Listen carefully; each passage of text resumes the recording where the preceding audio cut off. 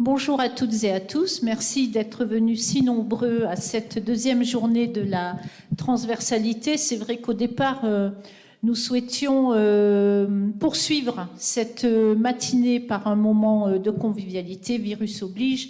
Nous sommes dans l'obligation d'annuler et nous espérons pouvoir partager ce moment lors de la troisième journée de la transversalité qui aura lieu au mois de mai et dont le thème sera sur le travail. Merci Fanny pour ton accueil, pour la décoration. Je vois Amélie dont je la remercie pour cette belle décoration. Je remercie également les administrateurs présents, les administrateurs référents, François Roussel pour le secteur éducatif, Jean-René Brobel pour le secteur travail, Sabine Caille pour le secteur habitat. Et je remercie également les directeurs qui sont les binômes des administrateurs référents. Thierry. Donc, je te rejoins pour remercier Fanny et l'ensemble des équipes de l'IME pour le très bon accueil que nous a réservé. Remercier également les équipes techniques de l'association et Blandine à la communication, Jonathan pour la mise en place de ce nouveau dispositif qui nous permet de retracer l'état des travaux, des échanges de ce matin pour que l'ensemble des salariés de l'association puissent bénéficier de la richesse des travaux qui auront lieu dans les ateliers dans un deuxième temps. La transversalité, nous avions abordé les questions de l'habitat avec l'ensemble des chefs de service de l'association il y a de ça quelques semaines. Aujourd'hui, c'est par le secteur éducatif qui est en pleine transformation. De nombreux groupes de travail se réunissent avec l'Agence régionale de santé pour pouvoir co-construire avec donc nos autorités de tarification et donc en lien avec les pouvoirs publics et les orientations qui sont prises par rapport au secteur éducatif. Et donc, ça permet aussi également à l'ensemble des cadres de l'association d'avoir une bonne connaissance, une bonne représentation en fait de ce qui se pratique, de ce qui se fait, des nouvelles orientations pour ce secteur de nos IME, des IM Pro et des CESAD. Voilà, donc je vous souhaite des travaux fructueux à l'ensemble des groupes qui vont se réunir sur des thèmes cette matinée. Et donc, on se retrouve pour la synthèse qui sera communiquée à l'ensemble des salariés de l'association. Bonjour à tous, merci de votre présence pour cette demi-journée de travail. L'idée pour nous ce matin, c'est de vous présenter la transformation de l'offre que nous proposons au niveau du secteur éducatif. Et pour cela, on va vous expliquer au fur et à mesure les principales transformations que nous comptons faire, puisque l'intérêt pour nous est de passer d'une logique de service à une logique de besoin. Et pour être encore au plus proche et répondre mieux aux besoins des enfants. Bonjour à tous. Fanny, je te laisse démarrer. Allez, on y va. Donc l'idée pour nous, c'est d'abord d'harmoniser les agréments, puisque pour répondre à une logique de besoin, il est impératif pour nous de pouvoir harmoniser les agréments. Actuellement, on a des agréments différents sur les 3 sites, donc Villeneuve-d'Ascq, Marcq et Tourcoing. Et l'idée, c'est de pouvoir répondre au plus près du bassin de vie de l'enfant et donc de pouvoir intervenir sur le même type de public, que ce soit à Marcq, au Recueil et à Tourcoing. L'idée aussi, c'est donc on va offrir une nouvelle offre en termes de territoire et de parcours. L'idée aussi, c'est d'être le plus inclusif possible. Et pour être inclusif, du coup, c'est de partir de l'habitat de l'enfant et de pouvoir intervenir au plus proche de son habitat. Actuellement, on peut avoir un enfant qui habite Roubaix, qui vient à Marcq et qui va à l'école à la Madeleine. Il côtoie du coup des enfants de la Madeleine et il ne côtoie pas les enfants de son quartier. L'idée, c'est de pouvoir être plus inclusif, de manière plus adaptée pour être sur tous les aspects inclusifs comme les centres de loisirs, l'école, mais aussi bien d'autres choses. L'idée aussi, c'est de proposer des temps de répit. On va approfondir de manière plus importante après, et aussi de pouvoir proposer des alternatives au tout établissement ou tout service. L'idée, c'est d'être sur un continuum pour que on puisse répondre au maximum aux besoins de l'enfant. On va vers une orientation MDPH qui va vers un dispositif, et l'idée, c'est de pouvoir participer et contribuer à ça, et donc de proposer, si un enfant a besoin d'un peu plus d'établissement alors qu'il est accompagné par un CESAD, de ne pas devoir refaire la notification, mais de pouvoir être au plus proche de ses besoins. Et inversement, un enfant qui est en établissement, de pouvoir accéder à un système inclusif, que ce soit scolaire ou social ou de loisirs, et donc d'être sur un continuum. Et c'est pour ça qu'on est plutôt vers un dispositif IME. Alors, pour essayer de trouver des réponses, d'abord, ces constats s'appuient sur quelques chiffres qui ont été extraits de la liste d'attente du secteur éducatif. Donc, on peut s'apercevoir qu'en novembre 2020, la liste d'attente met en évidence des besoins sur les différents secteurs. Pour Marcq-en-Barœul, il y a 277 enfants qui attendent, dont 190 qui sont sur la ville de Roubaix. Pour le secteur de Tourcoing, c'est 403 enfants qui attendent, dont 190 sur la ville de Roubaix. Et pour Villeneuve-d'Ascq, 267 enfants sont en attente d'une entrée, dont 190 toujours sur la ville de Roubaix, puisque ce sont toujours les mêmes. Sachant que parmi tous ces enfants, il y a 152 enfants qui ont un diagnostic officiel posé de troubles du spectre autistique. Avec des évaluations fonctionnelles. Okay. Alors, on ne va pas détailler les chiffres, mais ça reprend un petit peu la répartition des enfants en fonction de l'âge, du niveau de déficience et de l'orientation IME ou CESAD pour les 3 secteurs, donc Marcq, Villeneuve-d'Ascq et Tourcoing. Alors, au travers de ces constats et de ce besoin repéré au niveau de la liste d'attente, on s'est fixé différents objectifs. Le premier, c'est très logiquement de fluidifier le parcours des jeunes pour faciliter l'inclusion en milieu ordinaire, tant sur le plan scolaire que social. Ça, c'est notre premier objectif. Le second objectif étant d'accroître au sein de l'association de Roubaix-Tourcoing la proposition d'accompagnement pour des enfants présentant une déficience intellectuelle sévère ou des présentant un trouble du spectre autistique, puisque les données de notre liste d'attente éducative montrent une attente, un besoin important pour ce type de problématique. Alors, pour cela, on réorganise un petit peu le secteur éducatif. On part, comme vous le voyez, de la liste d'attente. On a mis en place une commission liste d'attente pour partir des besoins de chaque enfant et voir quel établissement est le plus à même pour répondre aux besoins, parce qu'on se réorganise. L'idée, c'est d'être plus visible vis-à-vis de nos partenaires et du coup d'intervenir de manière plus adaptée au niveau de chaque secteur. Donc vous allez voir la répartition en fonction des accueils. On s'est réparti de manière arbitraire, mais à la fois de manière logique, les secteurs d'habitat, puisque on a déjà des équipes qui interviennent dans ces villes, et donc logiquement, on s'est réparti avec nos partenaires de toujours. Donc au travers de tout ça, l'IME du Roitelet accueillera des enfants de 0 à 20 ans, en sachant que 0 reste un peu fictif puisque nous n'allons pas faire de CAMS, mais ce sera officiellement de 3 ans à 20 ans, accueillant des enfants donc, avec une déficience de légère à sévère, des troubles du spectre autistique, et accueillera également le CFAS. En ce qui concerne Marcq-en-Barœul, ce sera toujours un pôle 0-20 ans de la DI légère à sévère, TSA, et il aura la spécificité du polyhandicap au niveau des tournesols. Enfin, pour l'IME du Recueil, toujours un pôle 0-20 ans, DI légère à sévère, TSA, et on souhaite, et c'est en négociation actuellement avec l'ARS, de créer un pôle de compétences qui serait intersecteur associatif. Voilà.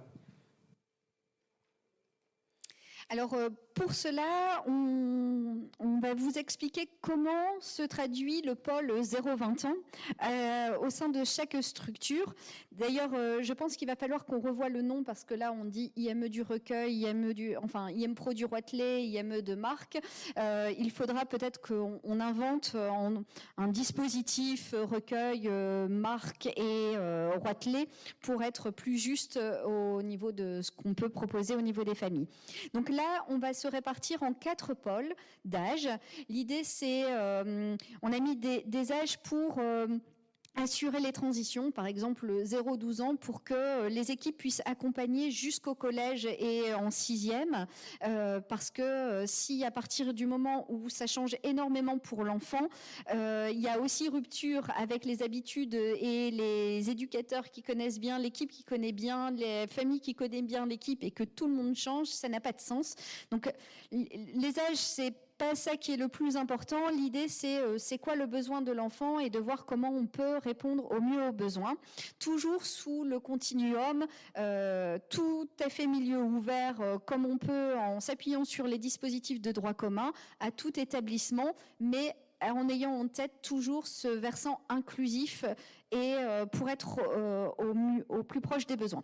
Donc 4 pôles, 0-12, 10, 14, 16 et 14, 20, et un pôle transversal. L'idée du pôle transversal, c'est de permettre un accompagnement plus spécifique pour les enfants qui présentent un TSA ou un polyhandicap, mais d'être inclus dans le pôle d'âge correspondant, donc répondre à la fois aux spécificités, mais être vigilant à être inclusif. Donc là, vous voyez sur la représentation ces 3 pôles d'âge très, très spécifiques que Fanny vient de décrire.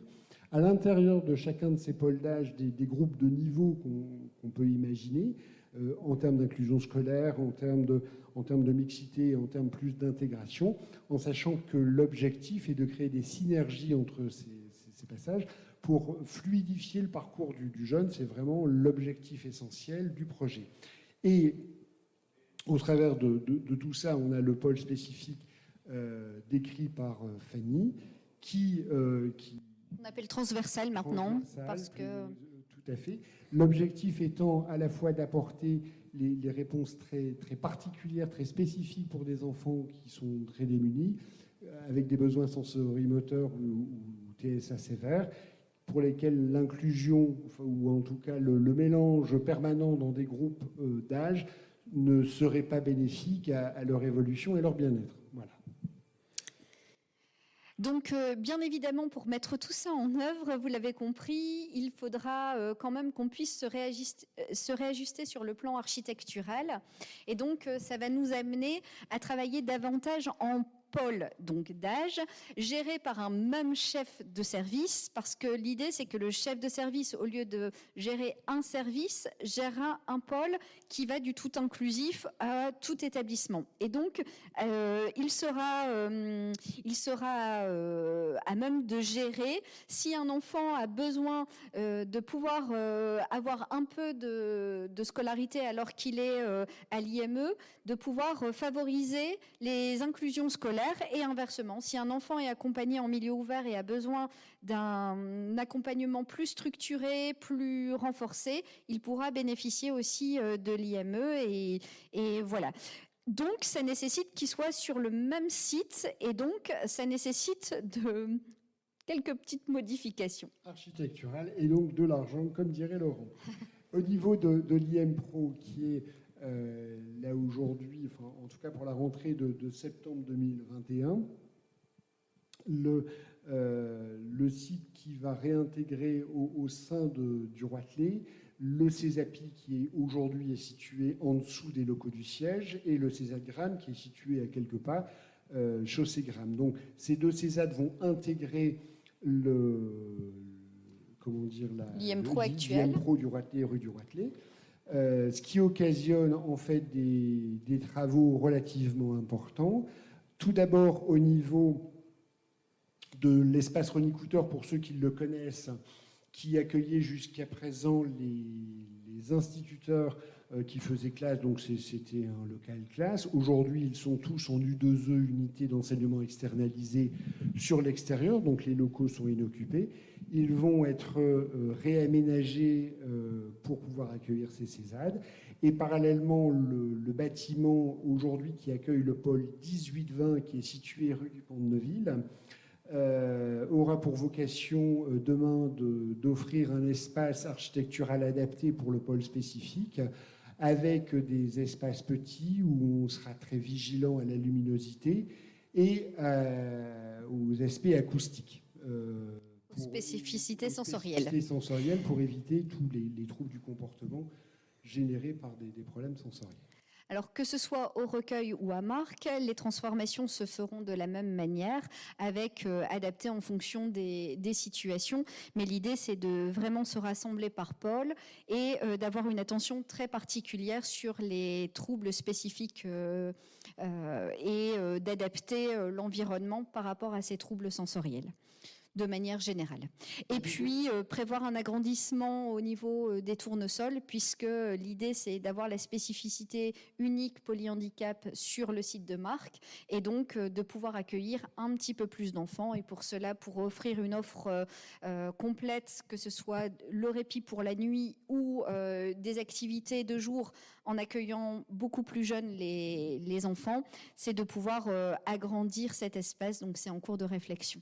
Au niveau du recueil, la temporalité risquera de ne pas être la même dans le sens où la volonté d'intégrer les CESAD au sein de l'IME du recueil est identique. Par contre, au niveau du bâti du recueil, les travaux sont quand même beaucoup plus importants et un bureau d'études est en cours de travail, ce qui risque de coûter un billet et qui va s'inscrire dans un processus plus long. Un peu plus long.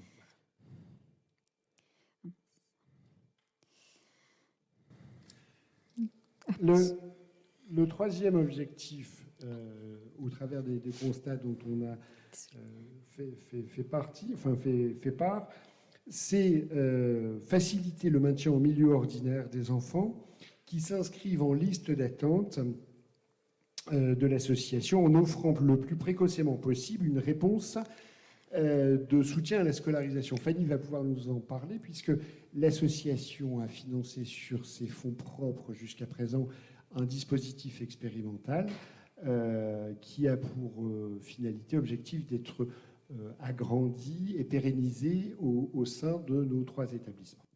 Donc effectivement, nous avons expérimenté depuis 1 an et demi une équipe mobile de soutien à la scolarisation. L'idée pour nous première, c'est de se dire que il existe des enfants sur notre liste d'attente avec une orientation IME inclus qui sont à l'école et pour éviter le risque de rupture ou l'arrivée de troubles du comportement plus intenses, c'était de pouvoir intervenir précocement et d'imaginer que cette intervention précoce puisse peut-être permettre le maintien de l'enfant à l'école.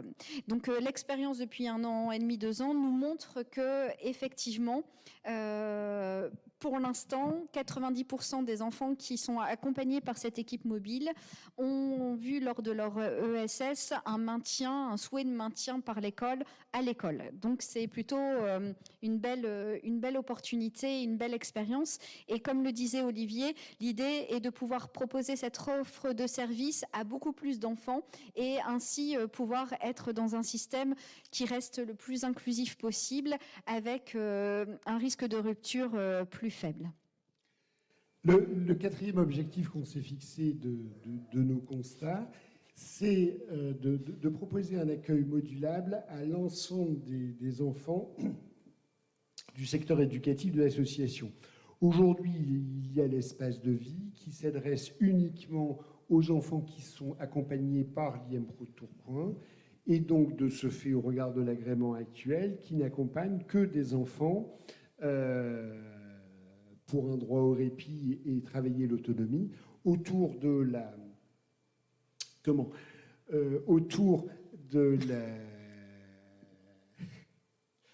je vais réussir à le dire, il n'y a pas de souci, qui vont accompagner les enfants autour de l'autonomie et du droit au répit pour les déficiences légères. Voilà. Le problème, la difficulté, c'est que les enfants sont à la fois...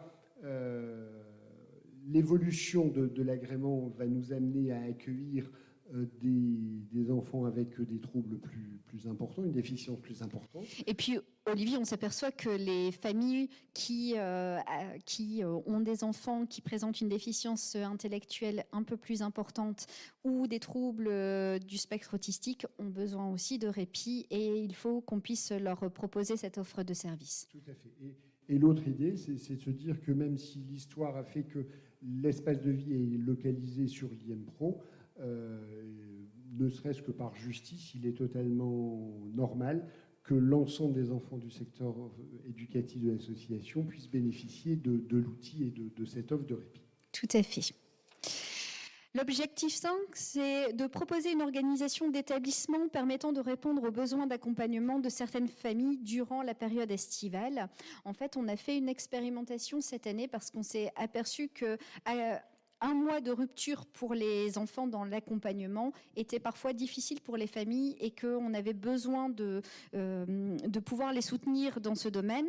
Et on voit une évolution aussi des familles qui ont envie d'avoir des congés en juillet et qui, du coup, ne peuvent pas avoir un accompagnement au mois d'août parce que leur congé tombe en juillet ou parce qu'il y a eu des séparations et que la garde de l'enfant se fait à ce moment-là. Et donc, il faut qu'on puisse faire évoluer aussi nos systèmes.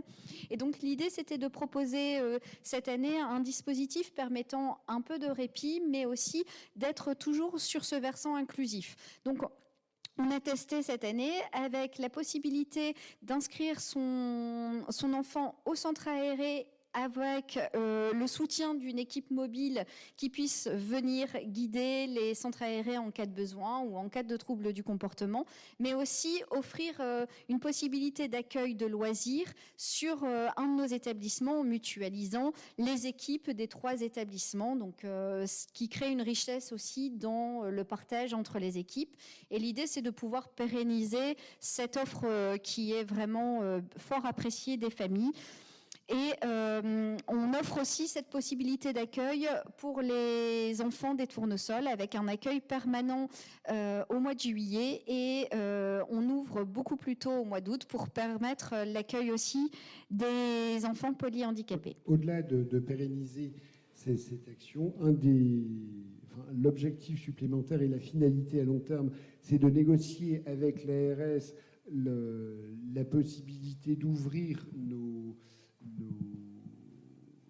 notre accompagnement à d'autres formules que ce qui existe aujourd'hui, sur des objectifs comptables de valorisation de notre activité, mais qui permettra aux professionnels de pouvoir accompagner dans des cadres un peu différents de ce qui existe aujourd'hui, une inclusion sur un club de sport, une inclusion pour de la musique, pour ce qu'on veut. L'idée étant à la fois de pouvoir accompagner les enfants pour leur permettre de vivre comme tout à chacun, et à la fois à l'établissement de pouvoir, mettre en valeur les moyens et justifier les moyens alloués par l'ARS. Actuellement, par exemple, si nous faisons une prestation le soir pour être dans un système inclusif de repas ou de services, on ne peut pas valoriser puisque l'enfant est comptabilisé sur une journée et que la journée elle a déjà été comptabilisée. Et pour autant, les professionnels ont bien été sur du temps supplémentaire, les enfants ont bien fonctionné sur du temps supplémentaire et du coup, l'idée c'est quand même de pouvoir valoriser toutes ces actions qui se veulent inclusives, mais sans le système de financement qui va avec. Le dernier objectif, le 6e, qu'on se fixe au travers de tous ces constats, c'est de créer une plateforme de compétences. En tout cas, l'idée assez simple, c'est de se dire que dans nos différents établissements, nous avons des professionnels avec des compétences très, très fines, très aiguisées. Je pourrais en citer une comme le bilan sensoriel, qui sont à la fois des compétences très, très chronophages pour faire passer un bilan aux enfants, mais à la fois essentielles pour permettre d'avoir un projet personnalisé important. L'idée, c'est d'arriver à trouver le moyen, on va le dire comme ça, que ce professionnel qui possède cette compétence, puisse en faire bénéficier l'ensemble de ces établissements sans pour autant pénaliser les enfants qu'il a en rééducation dans son établissement. C'est-à-dire, faire passer un bilan sensoriel peut prendre beaucoup de temps. Comment il peut à la fois faire bénéficier son expérience sans délaisser les enfants pour lesquels il est en charge de la rééducation. C'est une négociation au démarrage avec l'ARS qui n'est pas simple au regard des moyens et qui va nous demander une réorganisation un peu différente de la structure. Voilà, donc en tout cas on vous remercie pour votre attention. Ce matin on va, je ne sais pas si vous avez des questions, en tout cas là maintenant on va vous demander de réfléchir par groupe d'intelligence collective avec 4 questions. L'idée c'est de trouver des pistes de travail concrètes à court, moyen et long terme sur comment on peut fluidifier le parcours du jeune que nous accueillons au sein de l'association. Et donc l'idée, c'est de travailler entre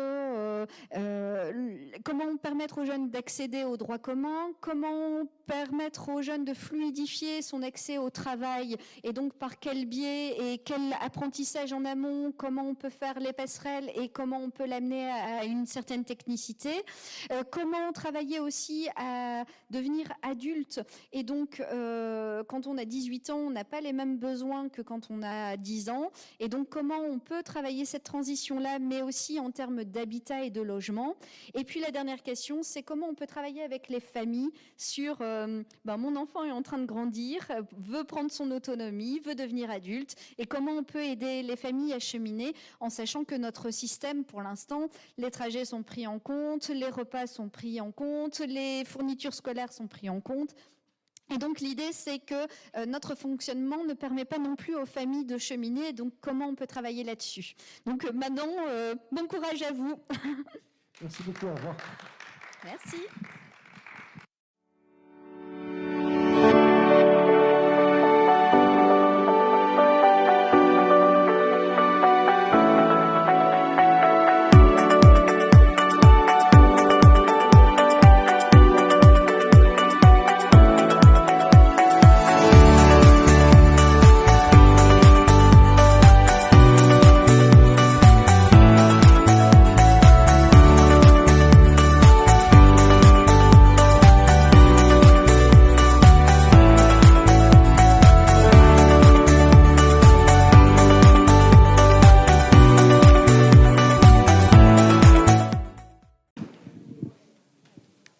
Alors, nous, notre groupe de travail s'intitulait « Comment aider le jeune adulte à se préparer à prendre son indépendance sur les différents dispositifs d'habitat ». On a un petit peu... on n'a pas évoqué l'ensemble des dispositifs d'habitat, on était plus... parce que la composition du groupe était comme ça, on a plus travaillé sur les foyers de vie, le FAM, la masse. Mais voici ce qu'on a... ce qu'on s'est dit, les grands points. D'abord, l'évaluation nécessaire et précise des besoins de ce jeune adulte. Et ensuite, une connaissance des différents dispositifs existants, avec plusieurs niveaux d'information, en tout cas de communication. On a beaucoup parlé de la vidéo qui avait été faite de présentation du service de Tempo, qui était a priori lisible et puis très utile pour mieux comprendre. On a parlé de plaquettes de présentation, etc. En tout cas, des choses qui peuvent être accessibles et disponibles à n'importe quel moment et par tous. Ensuite, on a parlé aussi des dispositifs et en tout cas des événements qui existaient, notamment sur le forum après 20 ans, qui n'a pas pu avoir lieu à cause de la crise sanitaire, mais on a redit que c'était un moment important et on s'est posé la question de pourquoi pas enrichir aussi cette information aux parents avec des demi-journées, débats, infos, avec des pros des différents établissements de l'habitat auprès des familles, des IME notamment. On a ensuite pointé l'importance de l'intervention des équipes des établissements de l'habitat, pourquoi pas dans des réunions d'équipe auprès des IME pour une meilleure connaissance des dispositifs. On s'est posé aussi la question de l'estompage de l'accompagnement dans le parcours enfance-adulte, avec Il a été pointé la grande différence entre les moyens humains à disposition dans le secteur enfance et ensuite dans le secteur adulte. Donc voilà, pourquoi pas aussi travailler sur des activités d'apprentissage pour s'occuper, pour réaliser des choses seules, avec les compétences de chacun, évidemment. On a parlé de l'anticipation, ne pas attendre le jour des 20 ans, surprise. Être en capacité de tester, d'essayer les différents dispositifs d'habitat. Voilà, parce que un jeune peut, à un moment donné, avoir plusieurs routes, plusieurs directions, plusieurs orientations à suivre et essayer de ne pas se fermer tout de suite sur les orientations possibles. On a évidemment pointé la réussite, et en tout cas les résultats positifs sur les tests, sur les stages d'immersion, alors soit plusieurs jours de suite ou soit de façon très régulière dans un service, autour de projets communs, avec les jeunes des IME accompagnés d'un professionnel et qui partagent un projet commun avec les habitants d'un établissement ou les personnes accompagnées et un professionnel également. On a évoqué le lien important qu'il faudrait qu'il y ait entre le pôle 16-20 ou 16-23 avec les dispositifs d'habitat. Ça, c'est un peu facile, en tout cas, comme argument, mais je pense que c'est, faut pas l'oublier. On a parlé de créer des ponts, de la synergie à long terme entre les IME, notamment aussi les accueils de jour, voilà, sur des méthodes de travail, sur des méthodes d'accompagnement. Et les liens aussi avec certains dispositifs des papillons blancs service, qui nous semblaient importants à créer et en tout cas à mettre en place le plus rapidement, en tout cas possible, en fonction des orientations des uns et des autres. Et voilà, notre conclusion, ça sera sur la nécessité de se connaître pour avoir moins d'a priori, que ce soit le secteur habitat, qui a probablement beaucoup d'a priori sur le secteur enfance, mais aussi le secteur enfance qui a aussi des a priori sur les pratiques du secteur habitat. Voilà.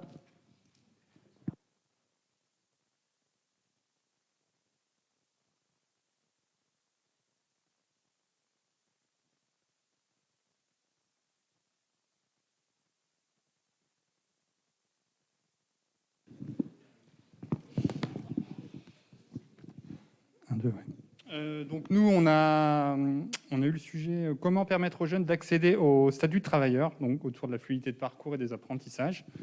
Donc pas mal d'idées. Alors partant des constats que aujourd'hui les possibilités de stage, puisque on a eu une entrée en fait autour des stages, qui a quand même la pratique par le travail, les applications. Aujourd'hui, les constats sont de dire que voilà, les stages sont assez réglementés au travers des MISP. Il y a un tiers des ESAT qui se font en interne dans l'association. On cherche à aller à l'extérieur, mais ça, c'est peut-être des choses aussi à développer plus pour aller chercher d'autres lieux de stage, mais aussi d'autres types d'activités. Donc pour aussi ouvrir des perspectives à des jeunes qui arrivent à 20 ans, en tout cas qui arrivent dans leur majorité. Également travailler sur des durées de stage plus longues, ou en tout cas adaptées à chacun pour pouvoir permettre une expérimentation autre. Donc la préparation des métiers, le développement des compétences, ça, effectivement, ça en fait partie. En donnant aussi la priorité, voilà, justement sur les sorties, voilà, sur les sorties des AT, en essayant de faire découvrir plus aux jeunes d'IME les entreprises, peut-être au travers d'un réseau, ou en tout cas d'entreprises qui soient plus partenaires et qui nous mènent vers des secteurs ou des métiers différents que les filières connues qui sont en ESAT. Il y avait quelque chose qui est revenu assez régulièrement, et ce qu'indiquait Aude, c'est-à-dire la connaissance mutuelle des professionnels entre les IME et les ESAT. Ça, c'était assez transversal dans les échanges qu'on a pu avoir. En termes d'autres moyens, la formation aussi peut être un axe à développer important. Ce qui peut être mené déjà par certains établissements. À Papillon Blanc Service, on le fait notamment en essayant de créer des groupes mixés, milieu ordinaire et en tout cas droit commun, et puis des personnes qui viennent plus des profils qu'on accompagne. La base, c'est le savoir-être. Alors effectivement, si on revient à la question des apprentissages, le savoir-être, ça paraît, on le sait tous, la base pour rentrer dans le travail. Donc le développement de l'autonomie. Alice citait un exemple autour de tâches de scan de documents, des choses qui sont plutôt de l'ordre des petites tâches sur lesquelles on peut aussi qui sortent des métiers connus pour développer certaines motricités, des choses différentes. L'implication des familles, effectivement, est aussi importante pour préparer les familles à accompagner cette transition. Quoi d'autre ? Et effectivement, la question aussi de couper les habitudes entre 20 ans, entre le passage jeune adulte et adulte. Par exemple, permettre à quelqu'un qui a l'habitude que tout soit, entre guillemets, gratuit, l'accompagner à aller, par exemple, chercher son déjeuner au snack de lui-même et être entraîné finalement à être autonome aussi dans sa gestion financière, parce que le fossé après est d'autant plus important dans la gestion d'autonomie une fois passé à l'âge adulte. Le rappel, il y a des redites parce qu'il y a des choses qui sont revenues sur les droits, le cadre de travail. Donc ça, c'est aussi des éléments qui reviennent, qui sont revenus régulièrement. La problématique aussi de l'handicap psychique, donc à avoir aussi un accompagnement plus serré sur ce type d'accompagnement. Et avec une question centrale qui est de dire comment, en tant que ESAT, qui est quand même la suite par rapport aussi aux IME, comment est-ce qu'on peut offrir un service de qualité, donc se mettre finalement dans le même questionnement que les IME viennent de la poser, c'est-à-dire comment, à un moment donné, en tant qu'ESAT, on peut offrir un vrai service de qualité lié à la transition et au travail. Et pour finir, aussi une question autour de la formation sur l'utilisation par exemple, pour illustrer l'utilisation des machines, puisqu'on se rend compte qu'à plusieurs reprises que des gens arrivent, ne sont pas formés au préalable et doivent utiliser certaines machines, et alors qu'ils ne sont pas formés avant. Voilà.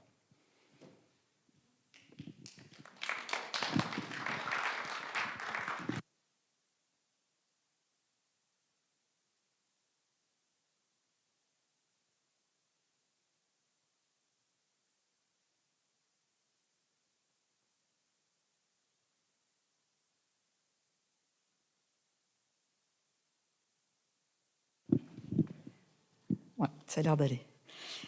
Alors, on a commencé à parler de l'évolution des IME, IM Pro, et en se disant que ça allait sûrement aider aussi avec le droit commun, parce qu'aujourd'hui, on est très connoté handicap, et que certains disaient, notamment des IME, IM Pro, que certains services de droit commun, du coup, disent il y a les services spécialisés, donc nous, on se retire. Et donc, on se disait que l'évolution actuelle allait sûrement bien aider à ça. On a parlé de la coordination aussi, quand il y a des partenaires de droit commun, et de dire qui coordonne, et ça doit vraiment être travaillé. Et on se disait que la famille devait être actrice aussi dans cette coordination. Alors on disait qu'il fallait plus de liens avec les services adultes, développer absolument, mais je redis ce que les deux autres ont dit, développer le partenariat dans l'association, mieux se connaître, et développer aussi les partenariats extérieurs. On disait aussi qu'il fallait peut-être recenser les partenaires et partager un peu le partenariat qu'on pouvait avoir les uns et les autres. On se donnait quelques exemples. On s'est rendu compte, par exemple, que le SAP et le CESAD avaient parfois des partenaires communs et l'un et l'autre ne le savaient pas. Et voilà, il y avait sûrement moyen de travailler mieux parce que les partenaires, parfois, ne s'y retrouvent pas. Donc ça, c'était le thème suivant, de dire quelle est la visibilité du partenariat pour nous, mais aussi pour les partenaires. Quelquefois, on peut être 3, 4, parfois 5 partenaires associatifs à aller dans le même service de droit commun. Et donc, parfois, les partenaires ne s'y retrouvent absolument pas. Donc, partager les bonnes expériences, donc ça revient à la connaissance mutuelle. Il y a plein de choses. Là, on a découvert certaines choses, donc c'est assez drôle autour d'une table. En 1 heure, on a découvert des choses sur les uns et les autres. Donc comment on peut... alors les matinées de la transversalité, c'est un bon vecteur, mais il y en a peut-être d'autres. Et la dernière... Donc ça, je l'ai dit. Ah oui, on disait aussi que c'est intéressant, certains le font déjà, de partager les locaux avec le droit commun. Donc faire venir aussi le droit commun dans nos institutions, parce que ça permet aussi de connaître... je sais que, oui, Ali, tu l'as fait, mais il y en a d'autres, je crois, qui l'ont fait ici. On disait aussi continuer le développement du FALC. On a un peu l'impression que ça s'est un peu tassé, S3A et FALC, et on se dit qu'il ne faut pas perdre ça de vue et continuer à développer et que l'ensemble de la société soit accessible. Parce que il y a aussi cette histoire-là dans le droit commun, c'est quelle accessibilité pour les personnes qu'on accompagne. Alors, des petites idées, c'est être présent dans les commissions municipales, se faire connaître, c'est toujours la connaissance, se faire connaître de plus en plus. Et travailler sur la facilité des contacts pour les partenaires. Donc, c'est toujours la même chose. Est-ce qu'il faut des numéros uniques? Est-ce qu'il faut qui contacte qui? Parce que parfois, c'est un petit peu la jungle pour s'y retrouver dans notre association qui est vraiment maintenant très grande. Donc, pour faciliter les choses... est-ce qu'il n'y aurait pas un numéro unique pour renseigner les personnes parce que là, parfois, on a un petit peu de mal. Donc, voilà.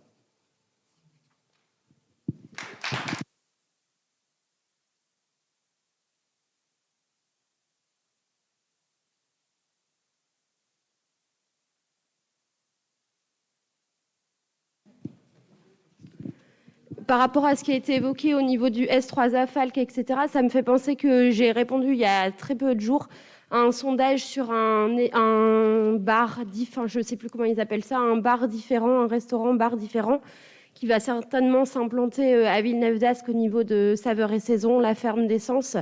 Et plusieurs fois, en fait, dans les questions qui étaient posées pour le sondage, était évoqué, est-ce que vous souhaitez que... ce lieu soit ouvert aux personnes en situation de handicap. Pensez-vous qu'il faille favoriser l'accès, la compréhension, etc. Et du coup, je suis en train de penser que peut-être ça serait intéressant de se mettre en lien avec les acteurs qui créent ce nouveau lieu, parce que peut-être qu'on pourrait y trouver notre place. Donc voilà, je pense connaître une des personnes qui sera dans ce lieu, donc je pourrais peut-être essayer de...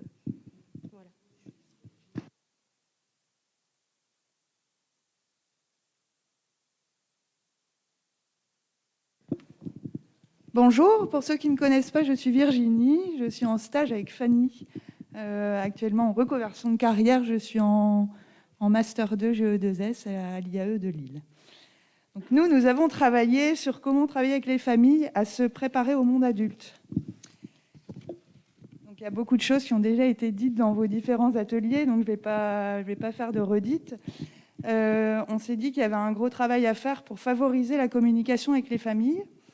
Et notamment aussi la communication entre les pairs, parce qu'il est parfois plus facile d'entendre des choses par des familles qui vivent la même chose que soi, que par des professionnels qui pourraient avoir l'impression de donner la leçon. Donc voilà, la communication entre les pairs est quelquefois plus simple. On se disait qu'il fallait également développer les opportunités de rencontres différentes. Ça peut être au sein de l'établissement comme en dehors de l'établissement, pour vraiment éduquer, enfin entre guillemets, éduquer les familles à grandir aussi en même temps que leurs jeunes ou que leurs enfants, pour que l'entrée dans le monde adulte, elle soit moins vécue comme une rupture, notamment quand le jeune entre dans l'habitat, pour les familles, c'est vraiment vécu comme une grosse rupture. Et du coup, il fallait vraiment amener cette réflexion-là au fur et à mesure, en fait. Voilà. On s'est dit que proposer une étape de semi-autonomie pouvait être également bien pour les jeunes, pour les préparer au monde adulte.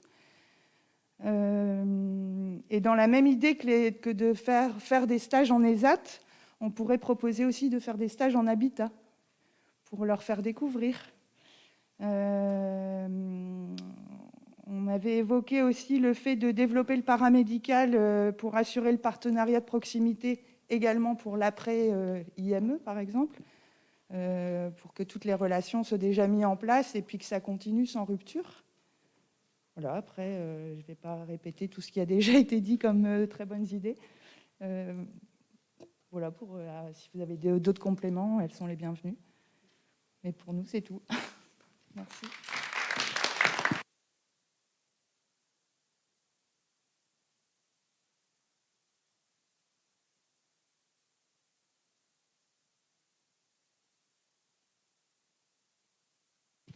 En tout cas, merci pour tous ces bonnes idées. On va essayer d'en faire une synthèse. Donc, on va récupérer les documents pour qu'on puisse reprendre effectivement tous les éléments. Je pense que ça amène à mettre très vite aussi des choses en place, parce qu'il y a des choses qu'on peut mettre en place assez rapidement. Et le fait de pouvoir partager, échanger là ce matin, c'est riche. Je pense qu'effectivement, il y a plus de ponts encore à faire et des idées. Il y a d'autres idées qui seront un petit peu plus longues à mettre en œuvre. Je pense au numéro unique, c'est en cours, mais dans la réflexion, mais je pense que ça mettra un tout petit peu plus de temps. Tout ce qu'on peut mettre déjà en œuvre tout de suite, on le fera. Et puis, je pense que ces matinées sont vraiment hyper riches en échanges et en réflexions, avec des pistes vraiment concrètes et faciles à mener. Donc, merci à chacun de vous pour avoir contribué à la fluidité du parcours des personnes que nous accompagnons, en tout cas dans le champ de l'enfance vers le monde adulte. Et du coup, il n'y a pas de repas en échange, mais l'idée du repas, c'était de pouvoir poursuivre la réflexion. La prochaine fois, il y aura le repas, on espère, en tout cas sans la Covid. On donne rendez-vous la prochaine fois. Exactement, ça sera sur la thématique du travail, c'est au mois d'avril, 19 mai. Le 19 mai matin, sous la même formule, en fait, l'idée c'est de présenter tout ce qui est possible en termes de travail et de réfléchir ensemble sur la thématique. Donc, au 19 mai, au plus tard, et à très vite. Et merci à vous en tout cas pour ce matin.